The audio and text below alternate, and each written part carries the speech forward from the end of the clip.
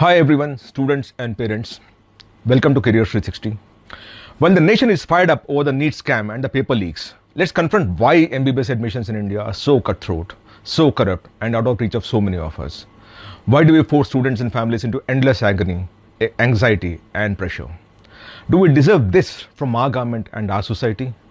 The data we are about to reveal will shock you, depress you, outrage you, infuriate you. I dare say this is a white paper on the black deeds of our policymakers. By the end of it all, I'm hoping that I'll be able to spur some of you into action, and hopefully we'll all be speaking in one single voice. Listen in on the data that we're about to present, grasp and understand what the data reveals. Let's start with the total test takers in the country. There are two big examinations for students. One is for JEE, which is for engineering examination, and one for NEET, which is for medical examination. Right. In the JEE examination, a lot more boys take the examination, whereas in NEET examination, a lot more girls take the examination. In fact, in JEE, 67% students are boys. But when you come to NEET examination, 57% students are girls. And this is very important for us to understand. Right. Now, the total medical colleges in this country, all put together, is 704 colleges, and these 704 colleges have about 1,09,170 total medical seats in the country. But the problem starts from here, because of these 704 medical colleges, 382 are government colleges, 7 are central universities, 264 are private medical colleges, and 51 are private deemed universities. And that's where the big difference comes. Now let me show to you the fee that is charged at AIIMS Raipur. It is one of, and I'll explain to you how the AIIMS Raipur fees works, right? At AIIMS Raipur, the fee that an Indian student who passes out on merit just pays 5856 rupees. Now let us move to the next one, which is AIIMS Jodhpur. At AIIMS Jodhpur, an Indian student just pays 5,356 rupees, and the mess fee is 36,000 rupees. So what we're dealing with is, in a year, the student pays about 45,000 rupees, all inclusive, to study at AIIMS Jodhpur. In all, if you look at the total central universities that you have in the country, there are 7 of them. The total seats that all these things, AIIMS, Raipur, Jodhpur, and all those things that I've showed you, Delhi, and there are many AIIMS, the total seats that they have is 1,180. The average fee per annum is just 22,979 per annum. The total average cost over the 5 years, including mess and hostel and everything, in our opinion, works out to about 3.65 lakh rupees. Now let us move to the public medical colleges in the country. These are actually owned by the different state governments, or the medical college has been built with public investment, right? In which case the government regulates the fee and it works out well for us. The first one I'm showing is Pandit B.D. Sharma Medical College in Rohtak. The fee here, if you notice very closely, is 30,000 rupees per annum. Then you have the admission fee, the student fund, all those things. But in year one, our estimate is that the student ends up paying just 59,620 rupees per annum at this particular public medical college. The second one I'm showing you is in Mumbai. Earlier I showed you Rohtak, now I'm showing you Mumbai, because the public institutions in the country charge a similar kind of fee. There is not much massive difference. In this case, in Mumbai, the Lokmanya Tilak Municipal Medical College in Sion in Mumbai charges a term fee of 1.14 lakh rupees per annum. And then you have the development fund fee, this, that, and all. But all put together, the total cost would not be more than 5 lakh rupees over the next 5 years. 5.5 lakh rupees, right? So this public medical college, or government medical college, what we call them, in all, in India, we have 382 of them, who have a total number of seats of 52,225. The average fee that a student pays in these colleges, average, which means we're talking of a weighted average of all the seats that you have multiplied by all the fee that is charged at each of the seat in different medical colleges, comes to 73,969, close to 74,000 rupees, let's say, right? The total cost of education, including hostel, mess and everything, would not be more than 6.2 lakh rupees. Right. So you actually have the central universities at just about 3.6 lakhs, and now you have the public medical colleges at 6.2 lakhs. So that's what we are talking of. Between 3.5 lakhs to 6.5 lakhs is what we're talking of. But this is where the story stops. And I'll explain to you why I'm saying this. The other two we talked about is private medical colleges and deemed universities, right? What is the cost of medical education in private space? Let's understand that. I'm right now showing to you one particular college called American Institute of Medical Sciences, Udaipur. This is in Udaipur. What is the fee that is charged? For the state nature seats, it is 18.9 lakh per annum. And for the all India nature seats, it's 25 lakh rupees per annum. It is per annum. And the hostel fee is 2.1 lakh per annum extra. So at the least, a student is spending at least 21 lakh rupees between tuition fee and hostel facility, and add to that the caution money, the admission fees, the others and everything, you're actually spending about 1.25 crores over the 5 years time. And by the way, this is first year things and it will keep moving on. Some of the expenditure keeps increasing, right? So once we understand the fee structure, let's understand the overall structure of the private medical college. In India, at this point in time, we have 264 medical colleges. The total number of seats that we have is 42,515. The average fee per annum is 12.76 lakh. This is excluding mess, hostel and everything, remember that? But the total cost that a student is likely to spend is close to about 78.82 lakhs or close to 80 lakh rupees. So we moved from 3.6 lakhs to 6.2 lakhs, now 80 lakhs for private medical college. And it is just begun. The problem is just begun. Let's look at the next data set. I'm now showing you deemed university, which is another fourth category of medical colleges that we have in the country. I'm showing you the fee structure of D.Y. Patil Medical College, where the fee at a merit basis is 26.5 lakh. The eligibility fee is 2 lakh. The hostel fee is 3.05 lakh per annum. And the caution money deposit is 50,000. So if you look at it between hostel fee and the tuition fee itself, right, we're dealing with about 29.55 lakh or 30 lakh rupees. Over 5 years, a student spends 1.5 crores a year to study. 1.5 crores. Now let's look at the overall data set. The overall data set for deemed universities suggests that we actually have 51 deemed universities in the country. The total number of seats that we have is just 10,250. The average fee per annum is 20.52 lakh. 20.52 lakh. If you add the hostel, mess and everything, a student is likely to spend about 1.22 crore rupees per annum to pursue MBBS in these 10,250 seats. And that is the core of the problem. So we talked of the very good price structures of central universities, a decent price structure of the state public medical colleges, price structure of the private medical college, and the price structure of the deemed universities in the country were very, very expensive. I'll now come to a larger issue that we have. We talked of whether NEET actually drives meritocracy. Let us understand why it's a question mark in my head, and you should also be questioning that. In 2024, you actually had 1,09,000 seats, but the total students who qualified for the examination is 13,16,000. Out of a total 24 lakh students who took the test, 13,16,000 students qualified for the test. Right? All of us have taken the examination. A typical pass percentage is 35% or 40%, right? Depending on which state you study in, it ranges at the least at 30%, but typically most of the states say you need to get at least 35% mark to pass an examination. But in the case of NEET, that standard has been lowered dramatically. In 2022, the pass percentage is 16.36%. A student who got 117 marks of a possible 720 was deemed to have been qualified. In 2023, the pass percentage, the qualification percentage is 137 on a possible 720. Remember, this year, 67 students got 720 on 720.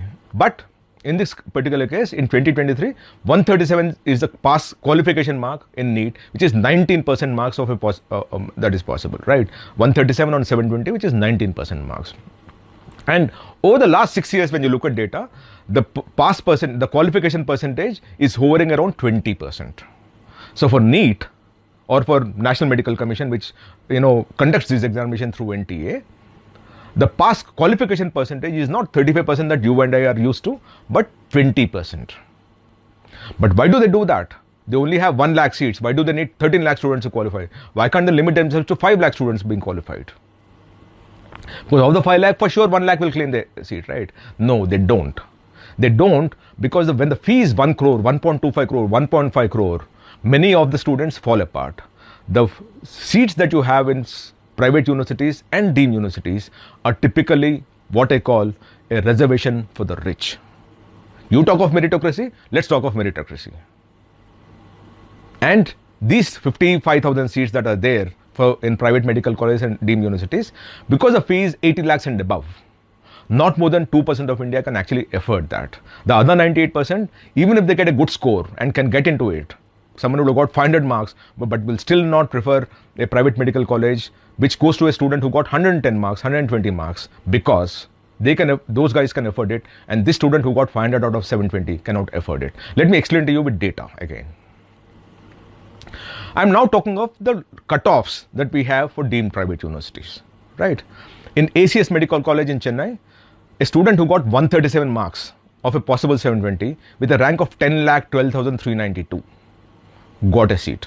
And this, I'm talking of 2023 data, just be clear about it. 2024, the counseling has not even started. When you go down further, Sri Balaji Medical College, 137 marks, rank of 10,09,000, you get a seat.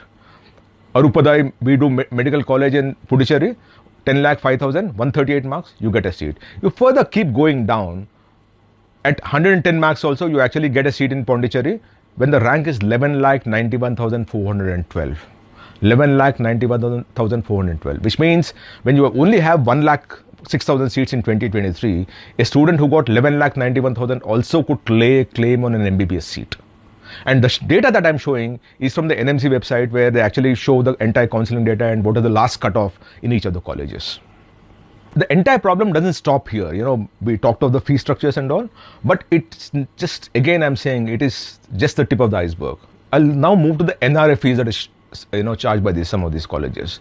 In Bharati Vidyapit Medical College, the fee for an NRI student per annum is $85,050.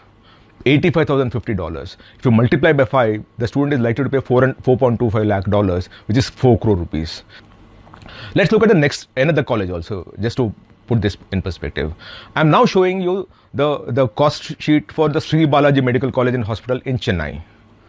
What is the fee that NRIs pay? It is $60,000 per annum. 60,000, which means over 5 years they pay $300,000, which is the fee itself is 2.5 crore rupees. So essentially what we're dealing with is the NRI fee is between 3 and 4 crore rupees, and that is what many of the medical colleges have. And what does it lead to? It leads to massive question mark on the merit of these students, right? So the thing is, because of this kind of a inflated pricing that you have, the merit falls. In Bharati Vidyapit, the NEET score of an NRI student who got 140 and a rank of 9.96 lakh has got a seat. In deemed university, again a score of 121 on 720 with a rank of 11,10,592 got a seat. And if you look at the merit now, you also have a student in, there is a college called Institute of Medical Sciences and SUM Hospital, Bhubaneswar, Orissa, right? In this Orissa-based college, a student who got 107 marks on a possible 720, which means we're dealing with a percentage which is just about 14%, if I'm not wrong, with a rank of 12,15,000, got a seat. So every time when you increase the price of the course, your merit actually is falling. And that you can see every single time. And that seems to be happening only in private medical colleges, because public medical colleges, students are willing to take it because they can afford it. In private, it's not about what is the rank, whether you get it by the rank. It's not just the rank. The biggest filter here is, can you afford to pay the fee, which is between 80 lakh and 1.5 crore, and at NRI at 4 crores. And that is a bigger problem that we're dealing with. I'll show you with the next slide something else which is more important. When you drive these things, when the fee in public education is about, between 3.5 lakh to 6.5 lakh, and in private education between 80 lakh and 1.5 crore, students who cannot, afford the private medical college and cannot get into the public medical college, they fall into the trap of studying or pursuing MBBS abroad. And it's creating a bigger problem for this country. You have heard a lot of these stories about what happened to the students who studied in Ukraine and who came back to India and didn't know what to do about it. It continues to happen in Russia recently, Georgia, most of the CIS countries, Philippines, China. Most of our Indian students started looking at options to pursue MBBS outside of the country because private education is outside their reach and public education, they don't have the merit. And when you get into that situation, last year in 2023, the number of students who, and by the way, people who go abroad to pursue MBBS, when they come back to India, have to pass an examination called FMGE, which is Foreign Medical Graduate Examination. And this examination, there are a lot of students who are now appearing for that. In fact, in 2023, the number of students who appeared for FMGE was 62,077. And in our estimate, the number of students who pursued MBBS in India and were appearing for a similar examination in 2023, which is the MBBS India examination, was 63,250, because in 2018, which is the passing out batch for 2023, the total seats that were available was 63,250. So we now have a situation where the number of students who are studying abroad for MBBS and the number of students studying in India for MBBS is almost similar. And this is a very alarming thing, because what exactly is happening here is we're losing students, we're putting them to great risks, we're losing foreign exchange, we're not creating medical seats, and we're pushing them out of India and importing them back into a structure where possibly they've not studied and skilled themselves as much as what an Indian student would be doing. Because many of these medical colleges who went, where the students go outside of India, especially in the CIS countries and all, the education level there and the standard and of the skill set that are there is very, very suboptimal as compared to what you have in India. The kind of learning that you have in a medical college in India, where you are attached to a hospital and go around with the doctor and keep looking at the doctors, many of these hospital, medical colleges outside of India are not even affiliated to a hospital. They don't have a hospital of their own. They're not affiliated to a hospital. All you do is classroom learning, and that's a bigger problem. But the problem doesn't stop here. Let me show you one more data set, right? I said, each of these students have to appear for an examination. In 2023, of the 62,077 who appeared for the examination, just about 10,255 passed, which means almost 84% of them failed the examination, which means they went there, they got a degree from of MBBS from there, but they cannot come back and practice in the country. In 22, it was 23% pass rate. In 21, it was 24% pass rate. But overall, the pass rate in FMG is just about 20%. So 1 in 5 pass, 4 in 5 fail the examination. So you go out because you can't do MBBS in India. You go out, you're not as skilled as what an Indian doctor would be, because the facilities there, including hospital affiliation, is not as good as what you have in the country by mandate. There's one more thing that actually struck me when I was looking at data, and this is a very, very serious thing that I hope someone investigates and someone puts their foot down on that. Now, when you define EWS, which is economically weaker section, it means that you cannot afford the fee, and that's why you're coming through that category, right? And the EWS, as far as my understanding is concerned, is about 8 lakh rupees per annum is the salary limit that you've done. That anyone who is earning less than 8 lakh rupees is under the EWS category, and they can claim through the reservation system of EWS into a public institution. But what shocked us is that about 200 of these EWS students paid 1 crore of rupees or more and joined deemed universities. I'm not even getting at state private medical colleges, which will also be a lot more. Of the 10,000 seats that you have, 2% seats in deemed universities are claimed or paid for by the EWS students. This opens a big question mark on the kind of certification that they have of calling themselves EWS. Because this is for me a shocker, because if you're earning less than 8 lakh rupees, it's just sustenance level. You can just survive, barely survive with that money. And here you have paying 1.32 crores in Bharat Medical College and Hospital in Chennai, 1.01 crores in Vinayaka Missions, 1.32 crores in Santosh Medical College, 1.26 crores in Lakshmi Narayanam Institute of Medical Sciences, and so on. So this brings me to a larger question. The minister very recently has said that India has 1 doctor for 834 population of this country, and we call this the India's doctor population ratio. WHO recommends that it should be 1 doctor for at least 1,000 people of any country, right? But here there is a bit of a jugglery that happened. They also added 5.65 lakh Ayush doctors to be doctors and then change this ratio.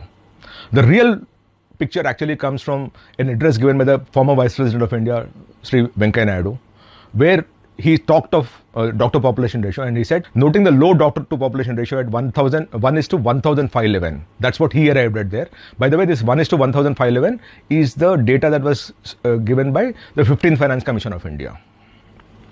In India, I guess the WHO norm of 1 is to 1,000, right? So, as I see it now, I think we have about 1,000, for every 1,400 people, we actually have 1 doctor. Give or take 100 plus or minus, right? And that needs to be improved. So what do we end with this entire thing? What does this data say at this point in time?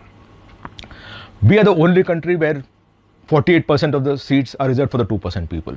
Because in 2024, of the 1.09 lakh seats that are there, 52,765 seats are in the private space or deemed university space, right? 2, this is not meritocracy. Neet is not about meritocracy. Neet is about creating an order so that and a larger base of people so that anyone can pick up students at the fee that they would want to charge. Because at 107 score also, 107 out of 720 also, student got a seat in MBBS. Whereas at 500, 550, 600, people gave up because they cannot pay the fee. right? And with all these things, we are also pushing our students to study abroad.